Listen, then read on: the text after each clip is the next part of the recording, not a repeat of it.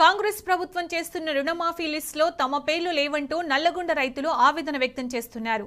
అసలు రుణమాఫీ ఎవరికి అయిందో ఎవరికి కాలేదో అనే దానిపై స్పష్టత లేదంటూ ఆగ్రహం వ్యక్తం చేశారు. అధికారులు పూటకో మాట చెప్తూ రైతుల్ని గందరగోళానికి గురి చేస్తున్నారని వాపోతున్నారు. తమను కాంగ్రెస్ సర్కార్ పట్టించుకోవడం లేదంటున్న నల్లగొండ రైతులతో మా ప్రతినిధి రాము ఫేస్ టు ఫేస్. ప్రభుత్వం చేస్తున్నటువంటి రుణమాఫీ సంబంధించి అంతా కూడా అయోమయం నెలకొంది, గందరగోళం నెలకొంది. రైతులందరూ కూడా ఎంతో అయోమయ పరిస్థితిలో ఉన్నటువంటి పరిస్థితిని కూడా మనం చూస్తూ ఉన్నాం. లిస్టు విడుదల చేశారు, చాలామంది లిస్టులో పేరు లేదు. బ్యాంకుల దగ్గరికి వెళ్తే పిఎస్సిస్ దగ్గరికి వెళ్ళమంటున్నారు, పిఎస్సిస్ సంబంధించినటువంటి అధికారుల దగ్గరికి వెళ్తే బ్యాంకర్ల వద్దకు వెళ్ళమంటున్నారు. దీంతో రైతులు ఎటు పాల్పోలేని స్థితిలో అయోమయ స్థితిలో ఉన్నారు. ప్రస్తుతం మనం నల్గొండలోని ఒక ఫర్టిలైజర్ షాప్ దగ్గర ఉన్నాం. కనగల్ సంబంధించినటువంటి రైతాంగం ఉన్నారు.